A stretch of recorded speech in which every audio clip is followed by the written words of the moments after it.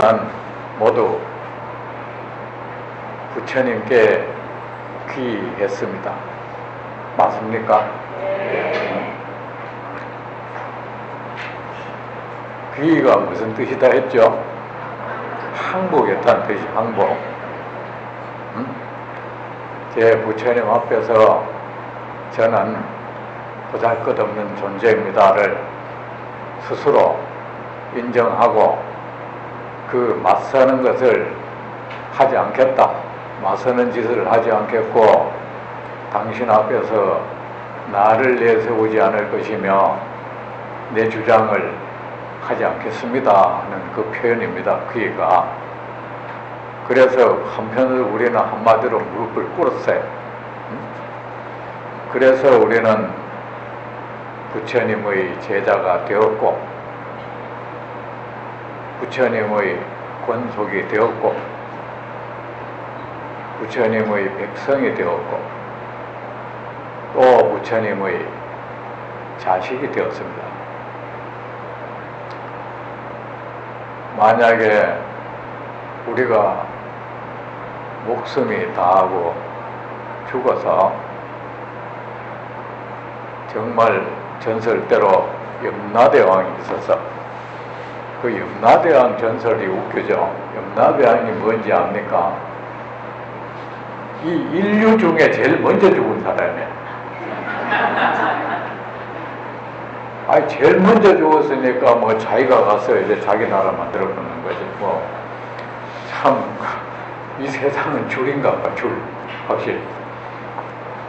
그 이제 염라대왕 앞에서 갔을 때 염라대왕이 그대는 사바세계에 있을 때 무엇이었나고 물으면 우리는 나는 부처님의 제자였습니다라고 말할 수 있어야 돼. 자신 있게 그냥 그 말이 툭 튀어나와야 된다고. 예, 나는 부처님의 제자였습니다. 그대는 누구의 자식인가? 나는 부처님의 자식입니다. 이 말이 그냥 서슴없이 나와야 됩니다.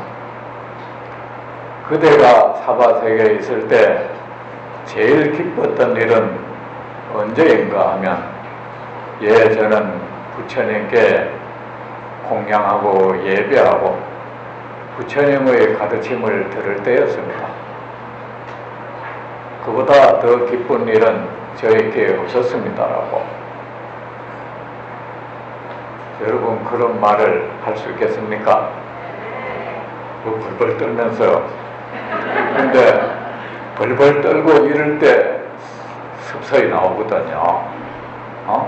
몸에 배어있는 게 나온단 말입니다. 그때는 이 머리로 생각으로 어찌할 수 없을 때는 그냥 이 근육 몸에 깊숙이 배어있는 그 관성대로 움직인다고요. 여러분 그 인생 잘 살아야 돼요. 여러분 이 정신 말짱할 때는 머리가 통제를 한단 말입니다. 이런 말을 하면은 나를 뭐 사람들이 어떻게 평가할까 싶어서 통제하는데 이 치매가 되면 말이야 이 통제를 못하는 거야. 그냥 이 가면을 못 써. 그냥 튀어나와 버리는 거야. 이거 이 여러분의 그 업습이 치매가 되면 그냥 다 나오는 거야. 그러니까 치매됐을 때 겁내하지 말고 그 좋은 업이 몸에 익숙해지도록 노력하세요. 어떤 사람은 치매 걸리니까 어떤 스님 보니까 그 스님은 이제 참선을 열심히 했던 거겠지. 치매 걸리니까 이러고 다녔더만 그 맨날 묻자 화두를 했던 거야. 이제 그 여간 다행히 안 해. 그거 더 좋았으면 치매 안 걸렸으면 더 좋았는데 근데 어떤 노스님은 맨날 큰 스님 소리 듣고 했던 그 스님은 치매 걸린 애가 만날 욕이 툭툭 튀어나오고 말이야.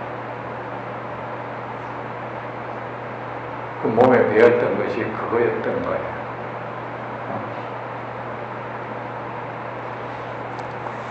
우리는 부처님의 제자입니다. 누가 뭐래도 나는 부처님의 제자라고 말할 수 있어야 됩니다.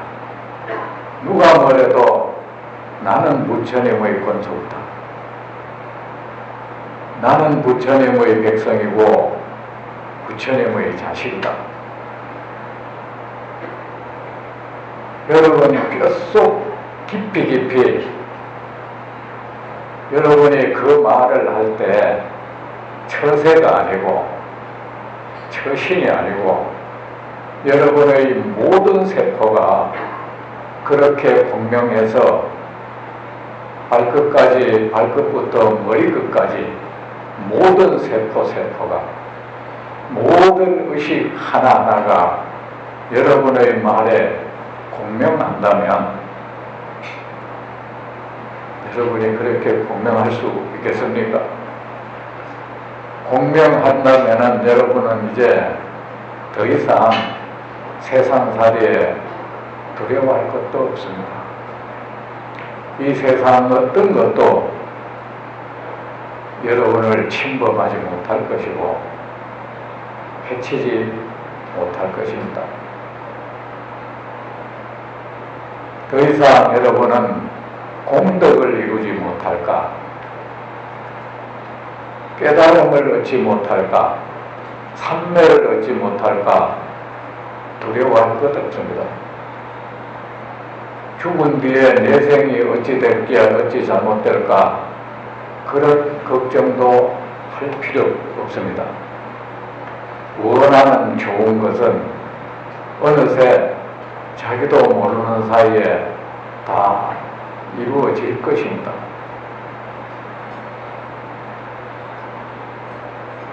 여러분의 모든 세포 하나하나가 여러분의 현재 입이 어떤 사람이 당신 부처님께 귀했습니다. 귀했습니까? 아마 예, 나는 부처님께 귀했습니다.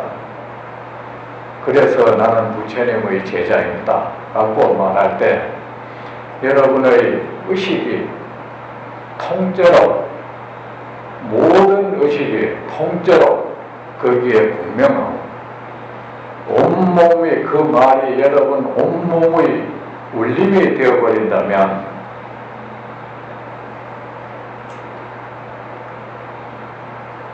더 이상 여러분은 뭐 이루지 못할까 걱정할 것 없습니다.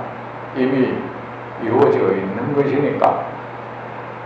우리는 여러분은 제각기 무언가를 갈구해서 여기 왔을 겁니다. 그것이 세속적인 것이든 아니면 세속적이지 않는 것이든 상관없습니다. 그 원하는 것이 건강하고 건전한 것이라면 그 원하는 그 모든 것 이루어집니다. 여러분 스스로가 그 부처님의 품에서 벗어나지 않도록만 하면 됩니다. 마치 어린 아이가 엄마 손을 놓치고 저 어디 다른 곳에 가서 목 놓아 어머니를 부르듯이 말입니다. 우리의 영불이 그런 거야 이제.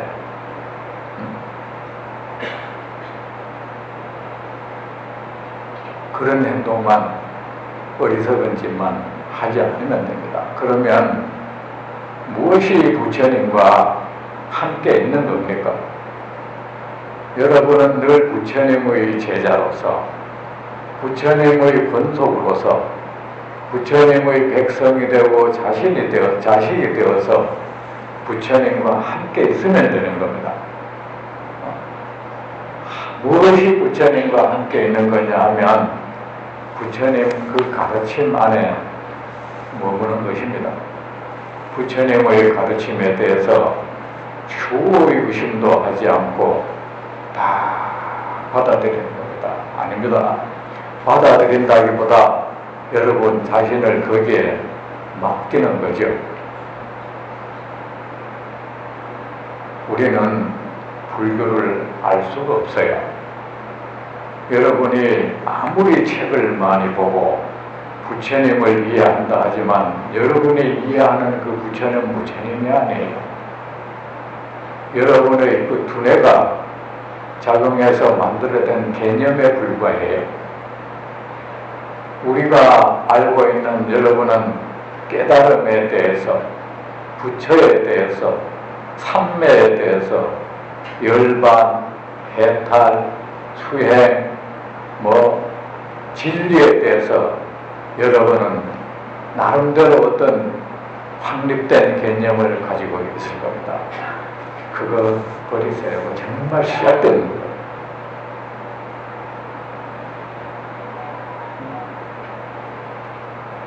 그거는 여러분의 마음이 주물럭주물럭가 만들어낸 장난감 같은 거예요. 그런 여러분이 가지고 있는 그런 개념들이 여러분을 저 멀리 데려다 주지는 못할 거예요. 그래, 부처님 가르침에 여러분의 어찌 보면은 우리가 내가 부처님 말씀을 내가 요리 못합니다. 그리고 나에 의해서 요리된 부처님의 말씀은 이미 부처님의 말씀이 아니에요. 의석이라는 한 비구의 말에 불과한 거예요. 사실은 내가 이 부처님의 손에 의해서 내가 요리되어야 하는 거예요.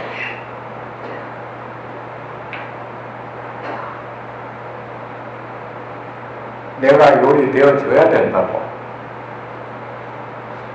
그래 여러분 경전을 보고 내가 경전을 한다. 경전을 알 필요는 없어요. 어차피 경전에 대한 우리의 지식은 거짓된 거니까, 엉뚱한 거니까 우리는 부처님이 말하지 않은 것도 말한 걸로 기억하는 사람들이니까 경전에 의해서 내가 요리되어 가야 되는 겁니다. 아셨죠? 그러니까 여러분 이 부처님 앞에 오면 여러분이 보고 듣고 해서 알고 있는 모든 것, 그래도 나름대로 확고하게 질서, 이론, 정연하게 정립되어 있는 그 이론들 모두 버리세요.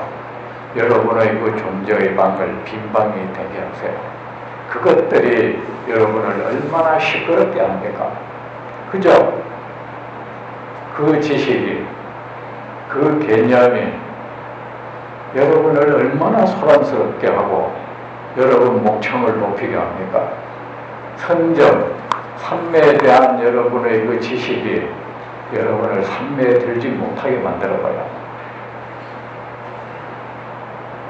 우리는 고요함이 뭔지 알지 못하잖아요. 단지 고요함에 대한 상상만 할 뿐이지 왜 우리는 고요해 본 적이 없기 때문에 고요함이라는 것을 알 수가 없는 거예요. 우리가 알 수 있는 건 오직 시끄러운 것밖에 없어. 그래 우리 내면에서 때로는 중얼거리고 때로는 외쳐대는 그 모든 목소리를 죽이세요. 그리고 부처님의 이 경전은 흘러가는 강물입니다. 여기에 여러분의 몸을 띄워보내세요. 어떻게 잘못 갈까? 잘못된 데 가면 어쩌나? 두려워하지 말고 그냥 띄워보내세요.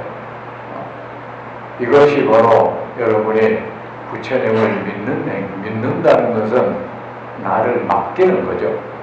맡기지 못하면서 믿는다는 것은 말도 안 되는 소리죠. 여러분 만약에 어떤 일을 경영하는 사람이 정말 믿는다면 그 사람한테 그 일을 맡겨버리죠. 믿기는 믿는데 안 맡긴다. 그거는 그 믿는다는 말은 거짓말인 거예요. 여러분이 부처님의 말씀을 믿는다면 여러분이 가지고 있는 건 모두 버리고 부처님한테 다 맡겨놓으세요. 부처님이 여러분을 잘못되게 만든 일은 없을 겁니다. 뭐 이루지 못할까, 얻지 못할까 걱정하지 마세요. 여러분으로 하여금 얻지 못하게 하고 이루지 못하게 하는 것은 여러분 자신이에요. 여러분이 방해하는 겁니다. 무엇인지 아십니까? 여러분 머릿속을 채우고 있는 그 모든 것들이에요. 그것들이 여러분들로 하여금 삼매에 들지 못하게 하고 깨달음을 얻지 못하게 하고 평온이 뭔지 모르도록 만들고 지혜가 뭔지 모르도록 만들어버리죠. 그래 놓고는 나는 삼매를 알아 이러고 있어. 뭘 알아 자기가. 이런저런 책을 읽고 그 학자들 지도 모르는 깨달음을 정리해놔서 그거를 읽고서는 깨달음을 논하고 지금부터 그런 짓 하지 맙시다. 그게 자신을 속이고 세상을 기만하는 행위니까.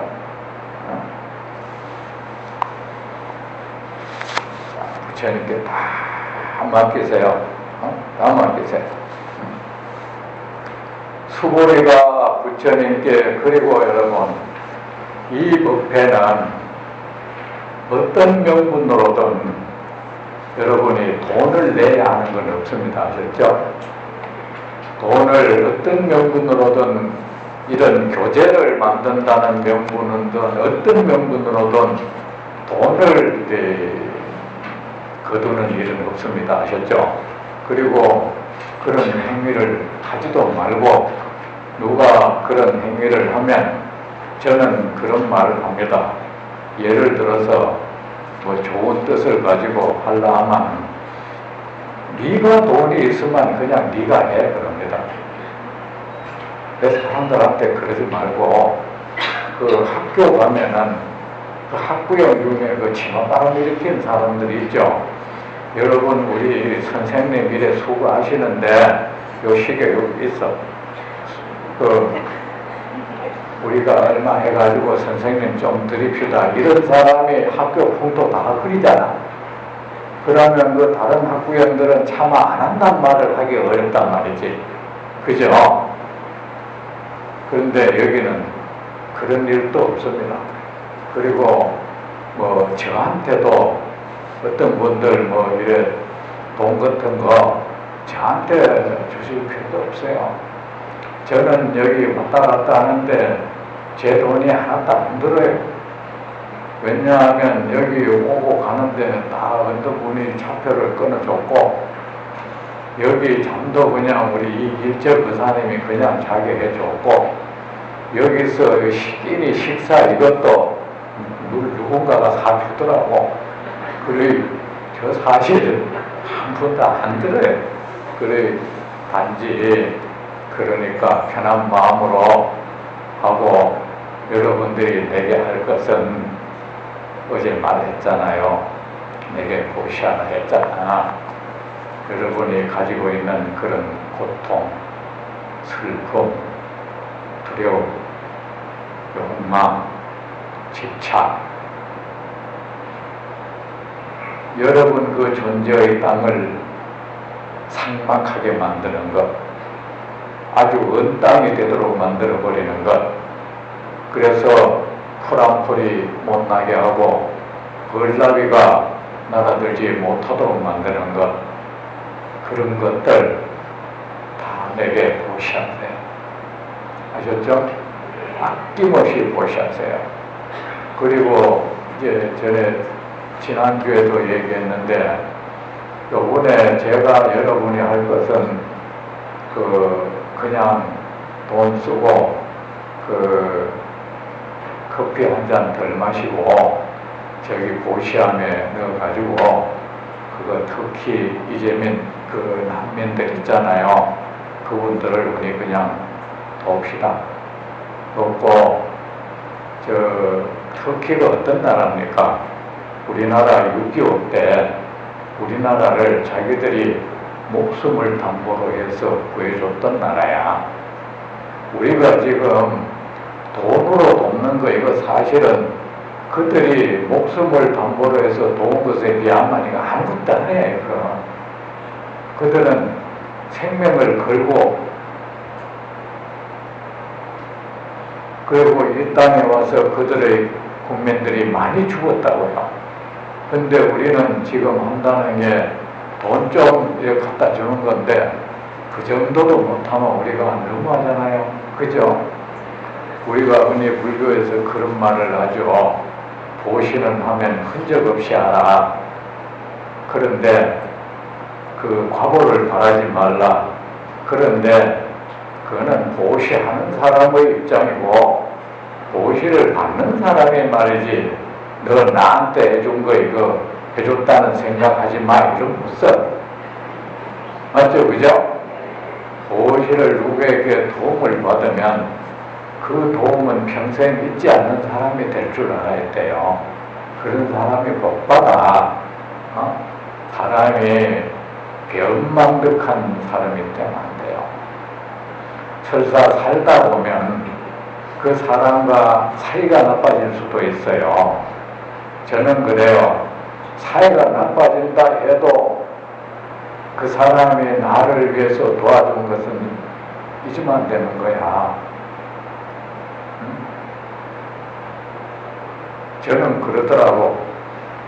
어쩌다 그 사람 위에 나빠지면은 옛날에 그 사람이 나 도와줬던 일들이 계속 떠올라. 그래야지. 우리는 흔히 좀 그래. 조금 해줘놓고 나도 해줄 만큼 해줬어. 그런 생각하지만 못습니다. 아시겠어요? 못된 사람이고 못된 놈이야. 그런 못된 놈은 부처님 앞에 무릎이 닳도록 기도해도 안 돼. 안 돼. 그래 우리가 이번 절에 모임만한 것과 터키 거기 보내줍시다. 수보리가 부처님께 여쭈었습니다. 자, 부처님께서 말씀하신 부처님은 뭐라 써서 이 세상 모든 것은 거짓되다. 거짓되다를 우리가 불교 용어로 뭐라 합니까? 예? 여러분 왜 교리 많이 공부했잖아. 공이라 그러잖아요. 공이라 하면 좀 고급스럽게 들립니까? 공도 맨 번역한 말이야. 공이 뭔 뜻이냐 하면 그 공은 명사가 아닙니다. 아셨죠? 그 수러가 뭡니까? 예를 들어서 사과가 붉다 하면 붉다가 수러잖아요. 어떤 것의 그 상태나 그런 걸 설명해 주는 말이잖아. 그죠? 물이 차갑다 하면 그 차갑다라는 말이 수러잖아. 그죠? 내가 국어 선생님으로부터 알겠죠? 그만 공이 아니고 공한 거야. 그건 뭐만 거짓돼서 진실되지 못하다 이 뜻이야. 환영처럼 거품처럼 그림자처럼 그것이 참되지 못하다. 진실성이 없다. 실존성이 없다. 실제성이 없다. 모든 것은 공하다는 말은 모든 것은 그 실체가 없다. 진실되지 못하다. 실존성이 없다. 아셨죠? 존재성은 없다. 자,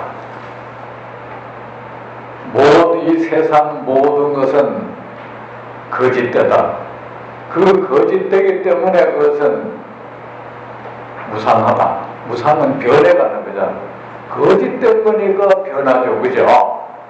우리의 몸이 계속 늙고 죽어가는 것은 이것이 거짓된 것이기 때문인 거야.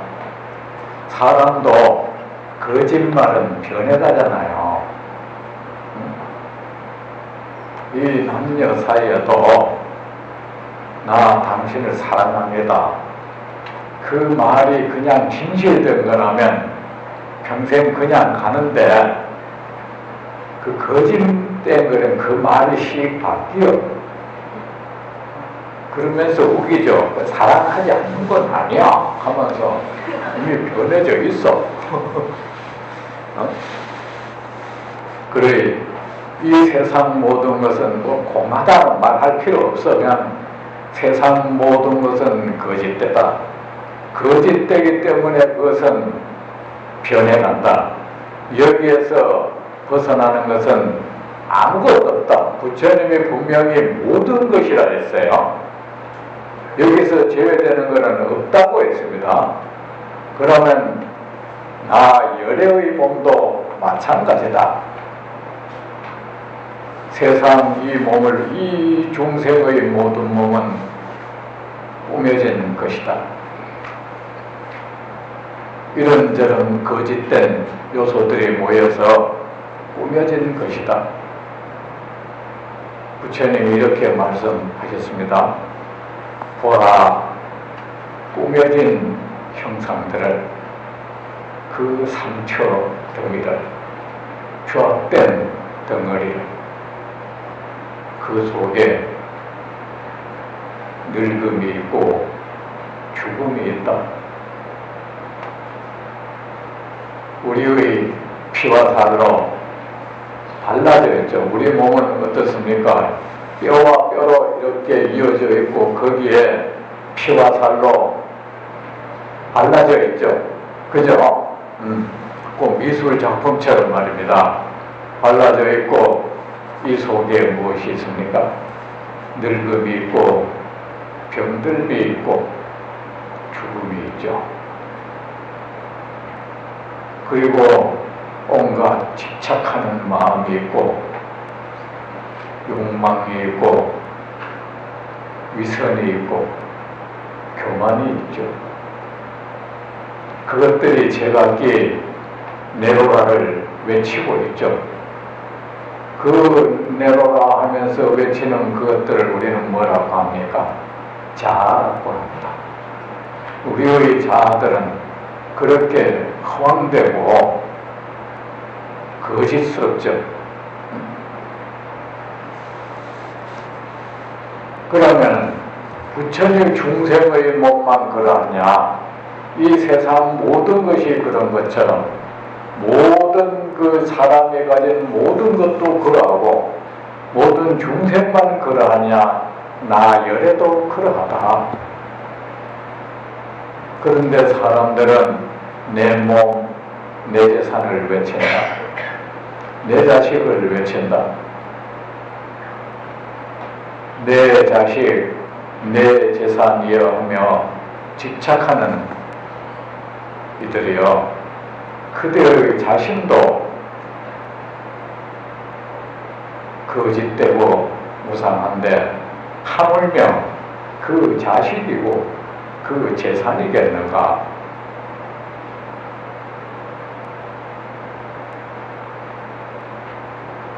우리 중생들은 이 모든 것들이 거짓된 줄 모르고 그것이 일으키는 바람, 소용들이 휘말려 들어갑니다. 얼마나 형형색색 각가지 모양과 각가지 향기를 내뿜고 있습니까? 그것들이 우리의 눈을 어지럽히고 마음을 어지럽히죠. 그렇게 어지럽혀진 마음을 우리는 번뇌라고 하죠. 그 어지러움에 휩쓸리가 정신을 잃고 우리는 악업을 짓죠. 그리고 그 악업의 결과로 고통을 받죠.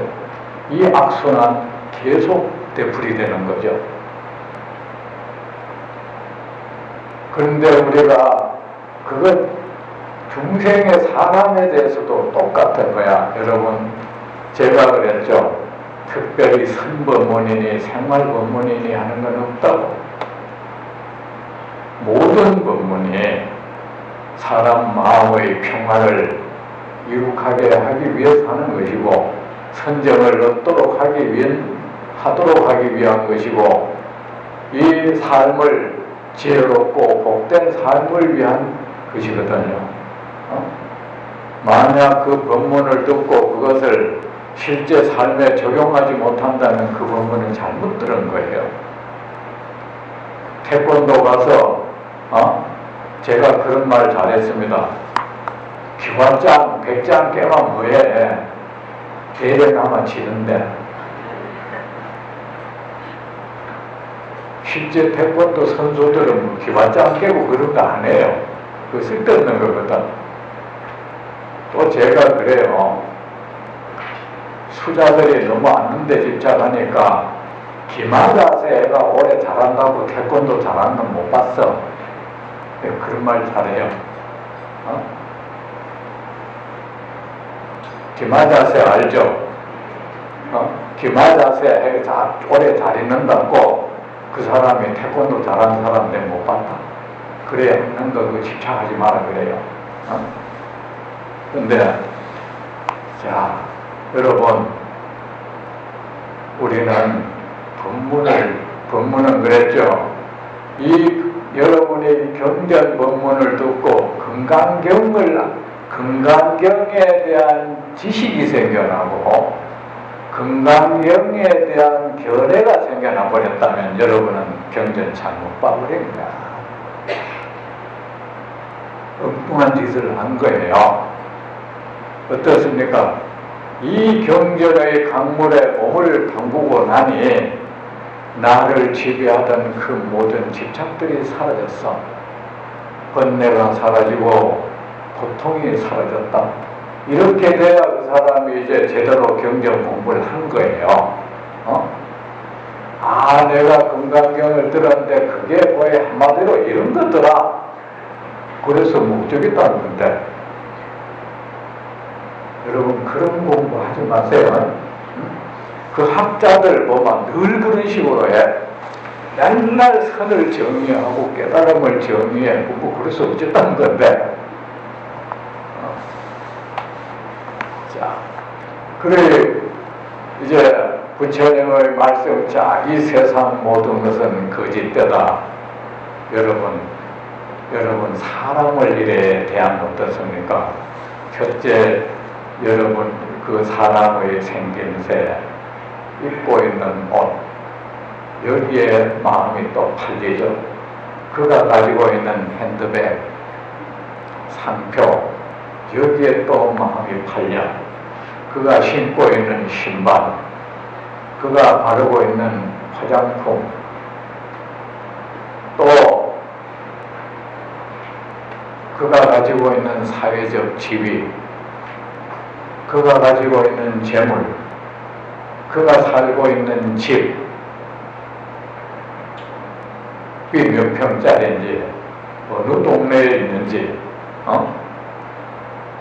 그런데 어떤 사람이 그런 것에 눈이 나를 바라볼 때, 그런데 의식이 가 있는 사람은 멀리 이렇게 아셨죠?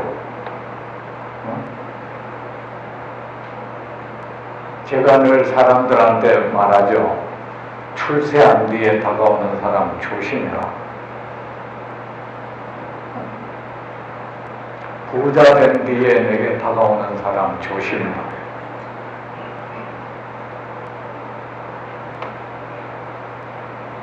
그 사람은 이미 나를 보지 않아.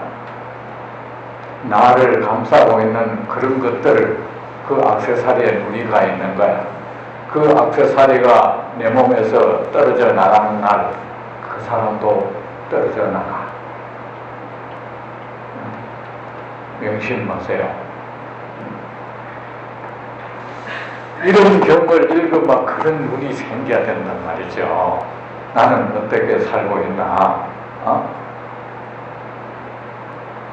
이 감각기관에 비춰지는 그 모든 것은 거짓스러운데, 그 거짓스러운데 눈이 팔려서 열애를 바라보는 자, 그는 결코 열애의 진면목을 보지 못한다.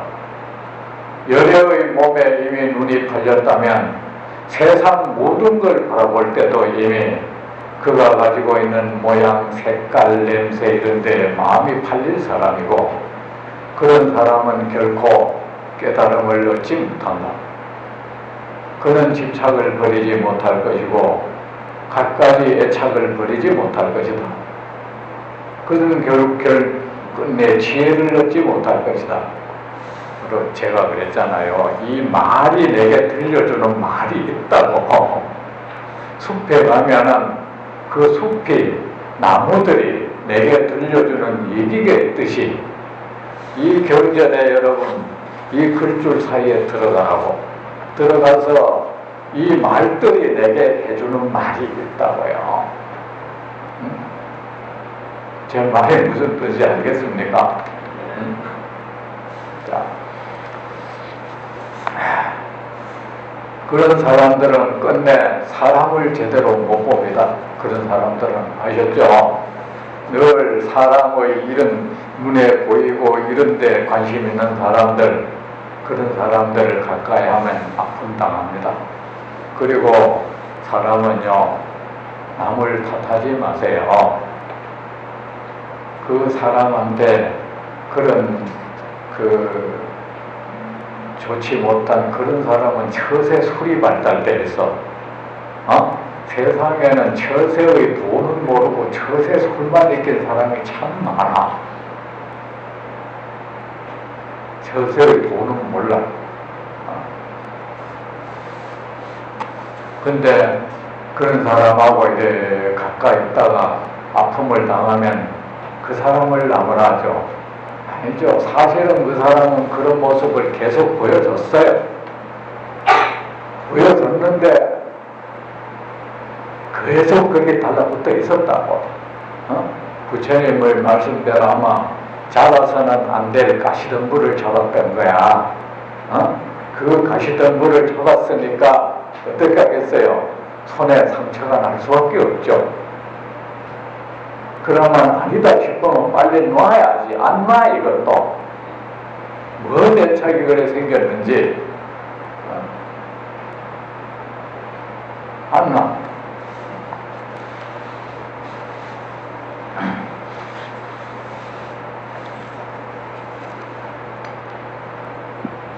사람이 한 번만 속는 것은 보통 사람이 할 수 있는 일이고, 예를 들어서 그 사람이 전에도 나한테 와서 그 사람이 그렇더라 사람 잘못 봤어 하면 그것을 끝나야지. 계속해서 내게 와서 그런 말을 하면 나는 이 사람 참 구제불능이구나 싶어요.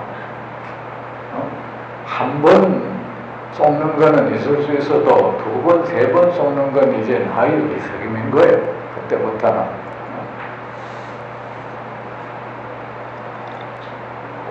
여자, 남자 연애할 때도 그렇잖아요.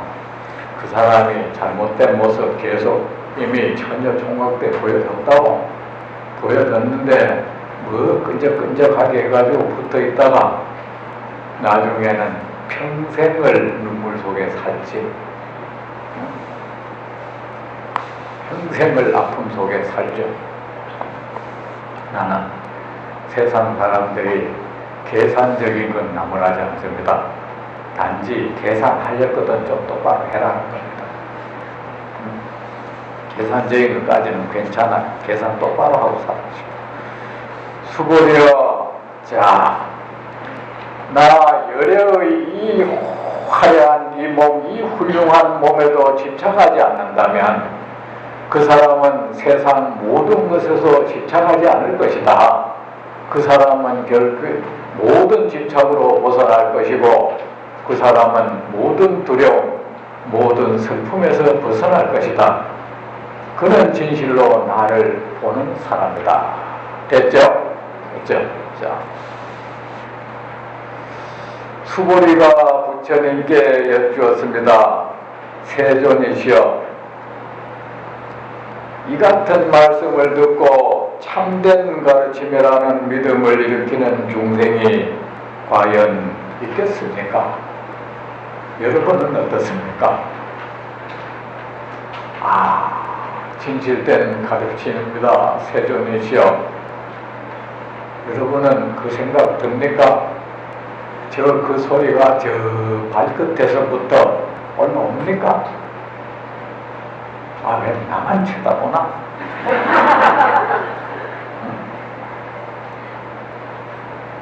참된 가르침입니다. 세존이시여.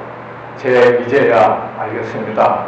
이 말이 근데 이제 진짜 신도님들 처음에 초심 시작이 참 중요해요. 이 가운데 혹시 절에 불교 처음으로 여기 왔다면 그 사람 굉장히 행운아야. 딴 데 어디 물들었다면 상당히 힘들어요. 아셨죠? 절에 가면은 이 관성이라는 게 있잖아요. 이래 왔다가 놓으면 또 가버리잖아요. 이렇게 무서워의 습관이라는 게, 예를 들어서 이게 신도들 말이야, 이상하게 무당 있잖아요. 무당 습관이 있어가지고요, 영가 이런데요 되게 집착합니다. 마치 그래가지고 무슨 예를 들어서 아프다, 수술을 앞두고 영가천도 왜 합니까? 왜 그렇게 돈을 그렇게 날리고, 뭐 조상 귀신이 방해해가지고 뭐 수술 잘못될까봐 그런 겁니까? 그리고 뭐 장사 기업 앞두고 영가천도 왜 하죠? 여러분, 그런 게 있어요. 고종 임금정 우리나라 조선 후기 때, 그죠? 이제 서양 기독교가, 천주교 기독교가 막 우리나라에 들어오고 이럴 때, 그죠? 일어났을 때, 그나마 그 사람들도 이제 우리 말하자면 여기 시장교사 할 거 아닙니까? 앞으로 여기 이제 선교를 해야 되는 곳이니까 여기에 있는 이 사람들이 어떤가, 여기에. 근데 그런 그 사람들이 그걸 토대로 해서 자기 나라에 복을 하잖아요. 그걸 토대로 이 선교 전략을 세울 거 아닙니까? 우리가 장사를 해도 그런 식으로 하잖아요. 그건 나쁜 건 아닙니다, 그거는. 근데 그 선교사들이 우리나라에 와서 이 조사해가지고 자기 나라에 보고한 문서를 보면요, 나 그런 문서를 본 적이 있어요. 뭐라고 하느냐 하면, 지금 이 조선 땅에 이때까지 유교가 국교로서 있었는데, 유교는 어떠냐 하면은 예론에 빠져있다. 예론에 빠져가지고 공자의 근본 가르침은 실종돼 버렸다. 예론이 뭡니까? 아이 뭐 3년상을 해야 되니 말아야 되니 뭐 제사 지나면 뭐 홍동백성이 켜사고 날 그런 거 있잖아요. 절을 몇 번 해야 되니 뭐 잔을 3바퀴 돌리니 4바퀴 돌리니 켜사고, 그게 쓸데없는 거잖아요. 그런데 빠져있고, 불교는 어떠냐 하면은 이 사람들 분석이 상당히 정확했어. 불교는 어떠냐 하면은 주술이 지금 유행을 하고 있어. 불교인들은 말이야, 이상한 말을 중얼중얼거리는데 그걸 하면 소원을 성취한다고 믿고 있더라. 무슨 진원이니 다람이니 하면서 그걸 하면 말이야, 모든 거 이루어진다는 그걸 하면 거기에 미쳐있고, 또 토속 민간 미신 신앙이 있는데 이거 하고 이 결합이 돼가지고 말이지, 원래 이래 석가모니가 중생을 미몽해서 이래 깨어나게 하는 그 가르침은 실종되고 없다. 없으니까 이때 우리 기독교 천주교가 들어오면은 된다는 거지. 근데 지금 우리 불교도 그렇지 않나 싶어. 언제부터 그래 됐는지, 이는 뭐 영하천도가 말이지. 그래가지고 그걸 뭐 이래 문제점 얘기하면 거기에 대한 오묘한 이치가, 뭔 오묘한 이치가 있겠어?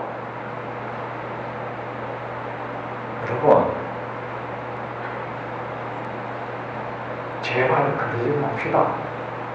심지어는 말이지, 영가천도를 말이야, 이 부처님 법문 듣고 이거보다 더 중시 여긴 사람이 있어. 그럼 이미 무당권속이 돼 있어, 이거. 심지어 내가 어느 절에 갔어. 절에 내 법사로 초빙되어 갔는데, 법문을 하다가, 법문이란다, 축원문을 축원 다 하고 난 뒤에 이제 법문을 하니까, 난 그 축원 시간을 좀 단축시키려고 그 축원문을 다 달라 그랬어. 달라 해가지고 내가 또 대신 좀 빨리 읽어주려고 읽어주는데, 책주 귀신, 그 축원문이 전부 그래. 책주 귀신 무슨 영가, 책주 귀신. 그래가 나는 이것도 처음 들어가지고 집에 와서 사전 찾아봤어요. 책주 귀신이 뭔지 싶고 물어보니까 사람한테 달라붙어 있는 귀신이라는 소리야. 근데 거기에 신도들이 바글바글바글해. 여러분, 그 사람들은 자기는 불교 신자라 하지만 불교 신자 아니에요. 어제 제가 말한 부불법 외도, 불교가 아닌 걸 불교가 불교인 줄 아는 그 외도예요. 그 죄가 얼마나 큰지 압니까? 여러분, 무지에 의한 이 죄악이라는 게 있어요. 이미 불교를 믿지 않는 사람으로 하여금 이 부처님 법이 아주 천박한 종교로 인식시키고 있는 거야. 그리고 또 외도들로 하여금 불교를 비방하는 좋은 거리를 제공해주고 있는 거야. 언제 부처님이 그렇게 죽은 조상 천도하라 했고, 죽은 영가 천도하라 말이 장사 안 된다고 했고, 세상살이 힘든다 했습니까? 이게 절마다 어디에 누구에게 누구로부터 원인인지는 모르겠어. 스님들은 신도가 좋아하니까 하고 누가 누구에게 서로 미루는 거야. 이게 이 정도 되면 저런 굿당이야. 이 존엄한 이 신성한 부처님의 도량을 굿당을 만들어 놓고 뭘 그렇게 소원을 빌고 말이지 가피를 받아요? 이 부처님 법을 그렇게 천박한 가르침으로 타락시켜 놓고 지혜로운 사람은 도저히 군자가 비웃고 세상 사람들이 보면은 내가 어찌 저런 것을 믿나 싶은 마음이 생기도록 일을 저질러 놓고는 부처님의 가피를 받는다고? 그러고는 온갖 기도처를 찾아다니면서 무릎이 닳도록 절을 한다. 집안 다 집안 망신 다 시키고.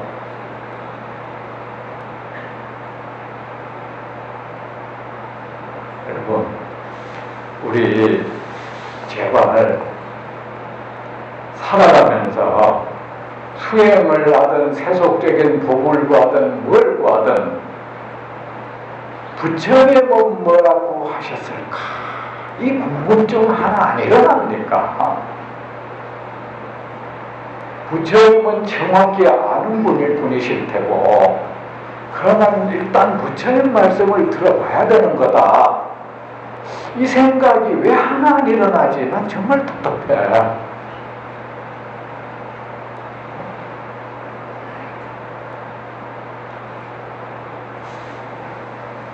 근데 여러분이 이런 사람 내가 아무리 얘기해도 안 믿어. 이 부처님 말씀 여러분 믿습니까? 내가 그런 말 하면 그래요. 영가 세계가 오묘하다네 지랄하고 있어요.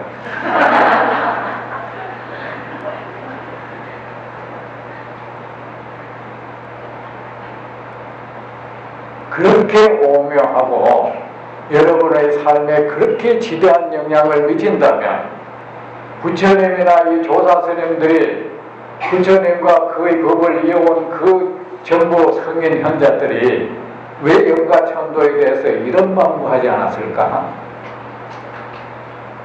단전호흡이 그렇게 중요하다면 왜 부처님과 그 조사 스님들이 단전호흡을 한마디도 하지 않았을까?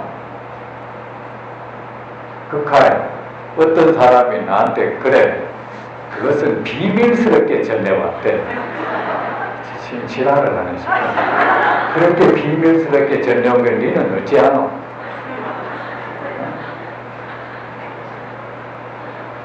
자, 다음 시간 계속하겠습니다.